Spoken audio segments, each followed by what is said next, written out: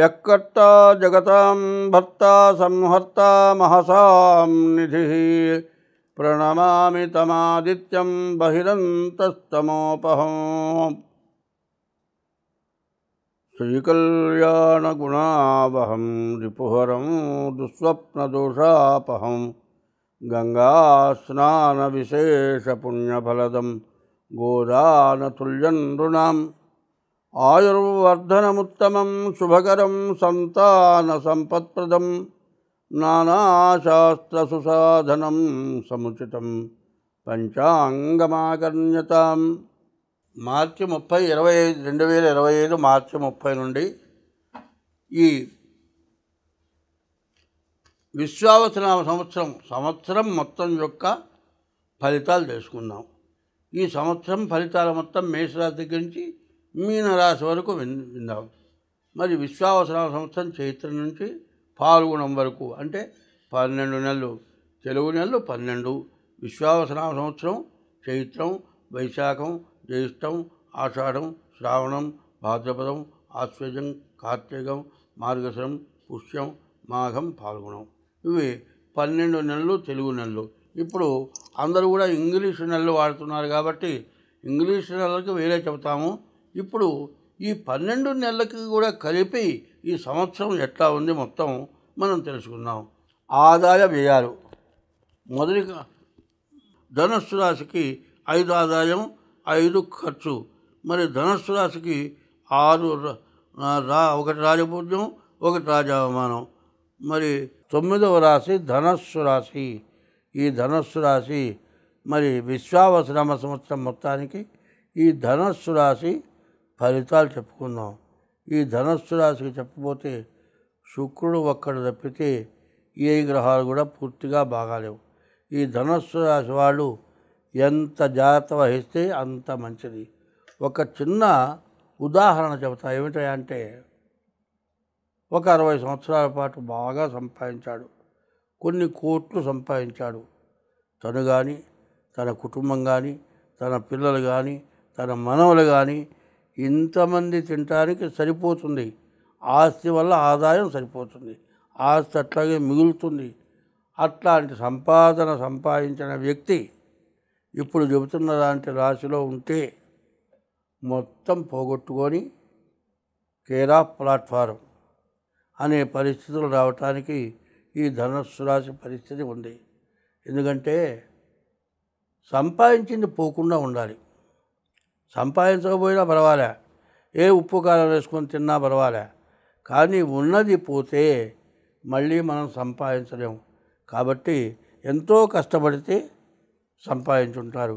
ఈ కష్టం మొత్తం ఈ సంవత్సరంలో పోవటానికి బాగా అవకాశం ఉంది. కాబట్టి ముందు మీ జాతకం చూపించుకోవటం ఒకటి, ఏ వ్యాపారాలు చేయకుండా ఉండటం, ఊరికినే కూర్చుండే పర్వాలే.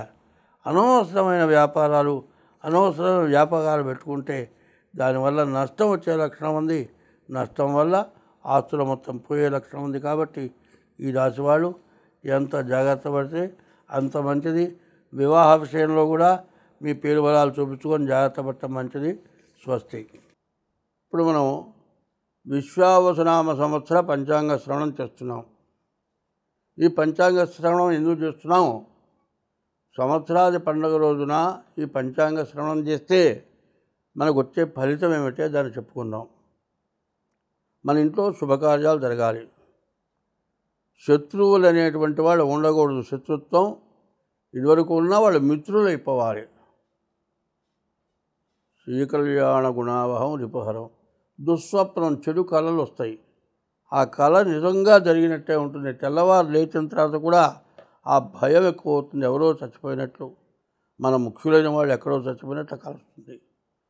వాళ్ళు బాగున్నారని తెలిసేంతవరకు ఈ భయం పోదు. ఇట్లాంటి దుస్వప్నాలు. మరి పంచాంగ శ్రవణం చేయాలంటే మనం ఇంట్లో శుభం కలగాలి. శత్రువులు లేకుండా ఉండాలి. శత్రుత్వం మనకు రాకుండా ఉండాలి. తర్వాత చెడు కళలు రాకూడదు. దుస్వప్న దోషాపహం. గంగా స్నానం చేసిన ఫలితం వస్తుంది. ఈ పంచాంగ శ్రవణం చేస్తే గంగా స్నానం చేసిన ఫలితం వస్తుంది. గోదానం చేసినటువంటి ఫలితం కూడా వస్తుంది. తర్వాత దుస్వప్న దోషాపహం నానా శాస్త్ర సుసాధనం, అనేక శాస్త్రాలు విన్నటువంటి ఫలితం వస్తుంది. తర్వాత ఇవన్నీ కూడా మనకున్నటువంటి దోషాలు మొత్తం పోతాయి. దాన్ని ఏమంటారు? శ్రీకళ్యాణ గుణావహం, మంచి జరగడానికి. రిపుహరం, శత్రులు లేకుండా పోవటానికి రిపుహరం. గోదానం చేసిన ఫలితం రావాలి, గంగా స్నానం చేసిన ఫలితం రావాలి, అనేక శాస్త్రాలు విన్న ఫలితం రావాలి, గోవును దానం చేసిన ఫలితం రావాలి. ఇవన్నీ రావాలంటే సంవత్సరాది పండుగ రోజు పంచాంగ శ్రవణం చేయాలి. ఈ పంచాంగ శ్రవణం చేయడానికి ప్రత్యేకించి ఉంటుంది. ఏమిటయా అంటే ఉగాది పచ్చడి అంటారు. ఉగాది పచ్చడి కాదు, ఉగాది ప్రసాదం. దాన్ని ఎట్లా చేస్తాం? వేపపూత, మామిడికాయ, నిమ్మరసం లేకపోతే తేనె, తర్వాత తీపి, వగరు, 5 రకాలు కలిసి మనం అవి తింటున్నాం. ఏమిటా అంటే తీపి శుభకార్యాలప్పుడు తీపి పెట్టుకుంటాం. చేదు అంటే చెడు మాటలు విన్నప్పుడు చేదు, అబ్బో అది వినలేకపోతాం. తర్వాత పులుపు తింటాం. పులుపు కూడా కొన్ని విషయాల్లో ఒళ్ళు గగురు పొడుస్తుంది. ఆ గగురు పొడటంలో మంచికి గగురు పొడుస్తుంది, చెడుకి గగురు పొడుస్తుంది. ఇట్లాంటివన్నీ కూడా జరుగుతాయి. కాబట్టి మనం అన్నిటికీ సిద్ధంగా ఉన్నాం. మంచికి కానీ, చెడుకి కానీ, శత్రుత్వానికి కానీ, మిత్రత్వానికి కానీ అన్నిటినీ మేము సమర్థించుకోగలము అనే దానికోసమనే మనం వేపపూత ప్రసాదం తింటున్నాం. తర్వాత ఇప్పుడు మనం వినాల్సింది ఏమిటంటే రాజు, ఈ నవనాయకులు అంటారు. మనకు దేశంలో, ప్రపంచంలో ఉండేటువంటి పద్ధతులు ఎట్లా ఉంటాయంటే పార్లమెంటు మెంబర్లంతా కూడా రాజు, మంత్రి, సేనాధిపతి ఇట్లా ఉంటారు. అదేవిధంగా పంచాంగంలో కూడా ఎట్లా ఉంటారంటే రాజు, మంత్రి, సేనాధిపతి ఇట్లా వరుసన అన్ని పదవులు ఉంటాయి. దానివల్ల ఏ గ్రహం, ఏ అధికారం ఉంటే ఏం జరుగుతుంది అదొకటి తెలుసుకుందాం. ఇప్పుడు ఆదివారం రోజు సంవత్సరాది పండుగ వచ్చింది కాబట్టి ఆ రోజున ఆదివారం రవి సూర్యుడికి ఆధిపత్యం కాబట్టి ఈ సూర్యుడి వల్ల మనకేమొస్తుంది? విపరీతమైన వర్షాలు, చక్కని వర్షం లభిస్తుంది. నవనాయకులలో సమస్యలు వస్తూ ఉంటాయి, కానీ అన్నిటినీ కూడా అధిగమించాలి. ఆయుధాల వలన భయం కూడా ఎక్కువగా ఉంటుంది. చోరాగ్ని భయం ఉంటుంది. రాజు రవి కావటం చేత యుద్ధ భయం, శత్రు భయం, అగ్ని భయం, దొంగల భయం ఇవన్నీ కూడా ఉంటాయి. తర్వాత మంత్రి చంద్రుడు, ఆయన వల్ల మంచి వర్షం కురుస్తుంది, అన్ని రకాల పంటలు పండుతాయి, మరి ధాన్య వ్యాపారం బాగుంటుంది, ప్రజలు క్షేమంగా ఆరోగ్యంగా ఉంటారు. పాలకులు అనేక రాయితీలు అంటే ఈ తెల్లటి వస్తువులన్నిటికి కూడా తక్కువ రేటుతో మనకు అందజేస్తారు పరిపాలకులు. సైన్యాధిపతి రవి, మళ్ళీ రెండో ఆధిపత్యం కూడా రవికి వచ్చింది. అందువల్ల ఇరుగు పొరుగు వారితో ఇబ్బందులు, తగాదాలు ఉంటాయి. అధికారులకు, పాలకులకు మధ్య అభిప్రాయ భేదాలు ఉంటాయి. ఇళ్లల్లో ఉండే వాళ్ళకేమో మన పక్క ఇంటి వాళ్ళకి మనకు తగాదా వస్తుంది. అట్లాగే అధికారులు వాళ్ళలో వాళ్ళకి అభిప్రాయ భేదాలు. అధికారులు అంటే అధికారులు రాజ్య పరిపాలకులు, వాళ్ళు అధికారులు.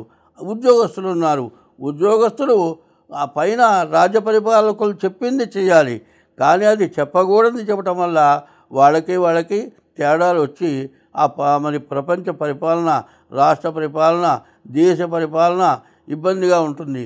మరి రక్తధాన్యం బాగా పండుతుంది, మరి ప్రజలు మాత్రం సంతోషంగా జీవిస్తారు. 4 సస్యాధిపతి గురువు, ఆయన వల్ల ఉలవలు, గోధుమలు, శనగలు ఇవన్నీ కూడా బాగా పండుతాయి. బంగారం ధర బాగా పెరుగుతుంది. పసుపు రంగు నేల బాగా ఫలిస్తుంది. వర్షపాతం ఎక్కువగా ఉంటుంది. గోదావరి నది పొంగి ప్రవహిస్తుంది. 5వ అధిపతి ధాన్యాధిపతి కుజుడు, అంగారకుడు, పూర్ణంగా ఫలిస్తుంది. ముళ్ళు ధాన్యాలు బాగా ఫలిస్తాయి. స్వల్ప ధాన్యాలు ఫలిస్తాయి. ఎర్ర నేల సంపూర్ణంగా ఫలిస్తుంది. రైతుల మధ్య విభేదాలు వచ్చి రైతు సంఘాలు విడిపోతాయి. పంటలు కొన్ని కీటకాల వల్ల పంటలు చెడిపోతాయి. తర్వాత అర్ఘ్యాధిపతి రవి, ధరలు తగ్గుతాయి. అల్పవృష్టి, ప్రజలకు ఆకలి బాధలు ఎక్కువగా ఉంటాయి. మంత్రుల మధ్య కలహాలు పెరుగుతాయి, లోహాల ధరలు పెరుగుతాయి, అధికారులకు నాయకులకు మధ్య భేదాభిప్రాయాలు ఎక్కువ అవుతాయి. నాయకులంటే మరి ప్రజలు ఎన్నుకున్న వాళ్ళు నాయకులు. మరి ప్రపంచ యుద్ధాలు ఇప్పుడు అధికారులు ఎట్లా ఉంటారంటే కనీసం 25-30 సంవత్సరాలు ఉద్యోగం చేస్తారు. కలెక్టర్లు ఉంటారు, ఎస్పీలు ఉంటారు. వీళ్ళంతా కూడా మరి రాజకీయ నాయకులకి వాళ్ళు చెప్పింది విని పరిపాలించాలి. అట్లాంటి పరిపాలన వీళ్ళు చెప్పింది వాళ్ళు వినరు, వాళ్ళు చెప్పింది వినరు, వీళ్ళు వినరు. ఇట్లాంటి ఇబ్బందులు వస్తాయి. మరి వడగండ్ల వానలు కూడా బాగా వస్తాయి. మేఘాధిపతి రవి, 3వ స్థానం కూడా రవికి వచ్చింది. ప్రజల్లో భయాలు ఎక్కువగా ఉంటాయి, అనేక సంఘటనలు కలుగుతాయి, ఖండాలుగా రకరకాలుగా వర్షాలు కురుస్తాయి. పంటలు బాగా పండినప్పటికీ క్రిమికీటకాల వల్ల హెచ్చు ఎర్ర వల్ల బాగా పంటల నష్టం జరుగుతుంది. ఎర్రని భూములు ధాన్యం బాగా ఫలిస్తుంది. రసాధిపతి శని, నెయ్యి, నూనె, బెల్లము, తేనె మొదలగు రసజాతుల ధరలు ఉండవు. చెరుకు పంట దిగుబడి లేక రైతులు విపరీతంగా నష్టపోతారు. అకాల వర్షాలు. నీరసాధిపతి బుధుడు, మరకతాలు, వివిధ ధాన్యాలకు ధరలు విపరీతంగా పెరుగుతాయి. గాలులతో కూడిన వర్షాలు, తుఫాన్లు బాగా ఎక్కువగా వస్తాయి. ఈ 9 రాజులు 9 మందికి ఇట్లాంటి అధికారాలు వచ్చినాయి. రవికి మొత్తం 4 ఆధిపత్యాలు వచ్చినాయి. చంద్రుడికి 1 ఆధిపత్యం వచ్చింది, కుజుడికి 1 ఆధిపత్యం వచ్చింది, బుధుడికి 1 ఆధిపత్యం వచ్చింది, గురువుకి 1 ఆధిపత్యం వచ్చింది. అయితే ఈ గ్రహాల్లో పాపగ్రహాలు, శుభగ్రహాలు అని 2 ఉన్నాయి. ఈ శుభగ్రహాలు ఏంటంటే మరి 3 శుభగ్రహాలు వచ్చినాయి. 9 3 వస్తే 6 పాపగ్రహాలు వచ్చినాయి. ఈ 6 పాపగ్రహాల అధికారాలు ఎక్కువ రావటం చేత ప్రపంచంలో కానీ, రాష్ట్రంలో కానీ, కేంద్రంలో కానీ మరి దుర్మార్గులకే ఆధిపత్యాలు వస్తాయి. ఈ దుర్మార్గులు ఆధిపత్యాల వల్ల ఏంటి? స్వలాభం. వాళ్ళ సొంత లాభం చూసుకుంటారు, ప్రజల రక్షణ చూడరు. దానివల్ల చాలా కష్టాలు, నష్టాలు వస్తుంది. ఈ విశ్వావసనామ సంవత్సరంలో అల్పవృష్టి, మధ్యమ పంటలు, ప్రజలకు మూత్ర రోగాలు, దొంగల వలన అధిక భయం, రాజులలో భయం మరి ఈ విధంగా ఉండటమే కాక 2 క్వింటాల పంట ఎక్కువ ఉంటుంది. మరి కరువు కాటకాలు బాగా ఎక్కువగా ఉంటాయి. అయితే ఈ సంవత్సరం మూఢమి 11/6/2025 నుండి 12/7/2025 వరకు గురుమౌఢ్యమి. ఇది 1 నెల రోజులు ఉంటుంది. తర్వాత శుక్రమౌఢ్యమి 28/11/2025 నుండి 14/2/2025 వరకు 25 వరకు శుక్రమౌఢ్యమి. ఇది 3 నెలలు మూఢమి. ఈ 3 నెలలు కూడా అంటే మార్గశమాసం నుంచి మాఘమాసం వరకు శుభకార్యాలు, వివాహాది శుభకార్యాలు చేయటానికి పనికిరాదు. మరి ఈ సంవత్సరం 7వ నెల 7వ తారీఖు 9వ నెల 25వ సంవత్సరం భాద్రపద బహుళ విధియ రోజున చంద్రగ్రహణం. ఈ చంద్రగ్రహణం రాత్రి 9 గంటలకు వచ్చి మరి తెల్లవారుజామున 1:23కి వదిలిపోతుంది. ఇది సంపూర్ణ చంద్రగ్రహణం. ఇంకో 2వ చంద్రగ్రహణం ఉంది. మార్చి 3వ తారీఖు ఫాల్గుణ శుద్ధ పూర్ణిమ రోజున మళ్ళీ కేతుగ్రస్త చంద్రగ్రహణం. అంతకుముందుది రాహుగ్రస్త చంద్రగ్రహణం, రెండోది కేతుగ్రస్త చంద్రగ్రహణం. ఇట్లాంటి గ్రహణాలు వచ్చినాయి. అయితే ఇప్పుడు మనం సంవత్సర ఫలితాలు చెప్పుకోబోయే ముందు ముఖ్యమైన విషయాలు చెప్పుకుందాం. ఏమిటయా అంటే ఈ గ్రహాలు పాపగ్రహాలు, శుభగ్రహాలు. అందులో పాపగ్రహాల బలం ఎక్కువగా ఉండటం చేత, శుభగ్రహాల బలం ఎక్కువగా ఉండటం చేత పరిపాలకుల్ని ఎవరిని విమర్శించటం లేదు, పరిపాలకుల తప్పు అనటం లేదు. ప్రజల్లో కూడా భార్యాభర్త, తండ్రి కొడుకు, తల్లి కూతురు ఇట్లా చదువుకుండే ఉపాధ్యాయుల దగ్గర, పిల్లల దగ్గర రకరకాలైన సమస్యలు వస్తాయి. ఈ సమస్యలు వాళ్ళు కావాలని చేస్తున్నారని మాత్రం నేను చెప్పటం లేదు. అది మాత్రం గుర్తుంచుకోవాలి. రాజుల వల్ల అంటే దేశ పరిపాలకులు కానీ ఉద్యోగస్తుల వల్ల కానీ వాళ్ళు కావాలని చేస్తున్నారు, వాళ్ళది తప్పు అని నేను చెప్పట్లా. మనకు బుద్ధి ఎట్లా పుడుతుంది అంటే మరి చెడు గ్రహాల పరిపాలన ఉండటం వల్ల మనకు అటువంటి బుద్ధి పుడుతుంది. కాబట్టి ప్రజల్లో కానీ ఉద్యోగస్తుల్లో కానీ రాజ్య పరిపాలకుల్లో కానీ దేశ పరిపాలకుల్లో కానీ ఇట్లాంటి సమస్యలు బాగా రావటం, యుద్ధాలు బాగా జరగటం, మనకంటే పైన ఇంకొకడు బాగా పైకి రాకూడదు. వాడు ఎట్లా పైకి వస్తాడు వాడిని అణగదొక్కుతాం. మనం పైకి రాలేకపోయినా అవతల వాడిని అణగదొక్కాలి. అంటే కొంతమంది చిన్న చిన్న వాళ్ళంతా కలిసి ఏకమై వీళ్ళంతా కలిసి పెద్దవాడిని పడగొట్టడం కోసమని యుద్ధాలు చేసి దేశాన్ని నాశనం చేసుకోవటం జరగబోతోంది అని మాత్రం చెబుతున్నా. ఎందుకంటే ఎప్పుడు కూడా ఏం చేయాలంటే మనకంటే తక్కువ వాడిని చూసి మనం బాగున్నామని తృప్తి పడితే మన దురాశకు పోము. అట్లాగే మనకంటే ఎక్కువ వాళ్ళని చూసి వాళ్ళలాగా మనం ఎట్లా అవుతామో వాళ్ళలాగా మనం ఎట్లా సంపాదిస్తామో అనుకునేటట్లయితే ఎవరినోని ముంచాలి, పాపం చేయాలి. అటువంటి పాప పుణ్యాల కోసమని ఇబ్బందులు పడతారు. కాబట్టి ఆ విషయం చెబుతున్నా. ఎప్పుడు కూడా స్వర్గం ఆనందం ఎట్లా ఉంటాయంటే పుణ్యఫలం వల్ల స్వర్గం ఆనందం వస్తుంది. పాప ఫలం ఎందుకు వస్తుంది అంటే మనం చేసే చెడు పనుల వల్ల పాపం వల్ల కష్టం వస్తుంది, పాపం వల్ల కష్టం వస్తుంది. పుణ్యం వల్ల, పుణ్యం అంటే సత్కార్యాలు, దేవతా కార్యాలు, 10 మందికి మేలు చేయటం, దానివల్ల పుణ్యం వస్తుంది. పుణ్యం వల్ల ఆనందం స్వర్గం వస్తుంది. పాప పనులు చేయడం వల్ల మనకేమవుతుంది, కష్టాలు కలుగుతాయి. పాపం వల్ల యమలోకానికి పోతామని ధర్మశాస్త్రాలు చెప్పున్నాయి. కాబట్టి ఈ పంచాంగ శ్రవణంలో మంచి చెడు విమర్శించి చెప్పాను. దాన్ని మాత్రం ఎవరు చెడుగా ఆలోచించద్దు. దాన్ని బాగుండాలనుకుంటే ఎటువంటి సమస్యలోనైనా సరే కాస్త ఓర్పు వహిస్తే ఎటువంటి ఇబ్బంది రాదు. ఇప్పుడు కందాయ ఫలాలు చెప్పుకుందాం. అశ్విని నక్షత్రానికి 7 సంఖ్య వచ్చింది, మధ్య శూన్యం వచ్చింది. ఎందుకంటే 3 కందాయాలు. బేస్ సంఖ్య వస్తే అర్ధలాభం, సరి సంఖ్య వస్తే వచ్చే ఆదాయం ఖర్చు సమానం. 0 వస్తే ఆది శూన్యం, మొదటి కందాయంలో 0 వస్తే వ్యాధి, మధ్య శూన్యం వస్తే మధ్యలో 0 వస్తే మనోవ్యధ, అంత్య శూన్యం చివరి శూన్యం వస్తే ఎంత కష్టపడ్డా మిగిలేది చాలా తక్కువ. ఇది బాగా అర్థం చేసుకోవాలి. మొదటి కందాయం 0, ఆది శూన్యం మహావ్యాధి, వ్యాధి వస్తుంది. మధ్య శూన్యం మధ్యలో 0 వస్తే మనోవ్యాకులత, అంత్య శూన్యం చివరి శూన్యం 0 వస్తే వచ్చే ఫలితం స్వల్పం. అట్లాగే విషమే శ్రద్ధలాభస్యాత్, బేసి సంఖ్య 3 కందాయాలు కూడితే వచ్చే బేసి సంఖ్య అర్ధలాభం వస్తుంది. సమేతు సమతా భవేత్, సమానమైన సంఖ్య అంటే సరి సంఖ్య వస్తే వచ్చే ఆదాయం సమానంగా ఉంటుంది. ఇది దీని వివరం.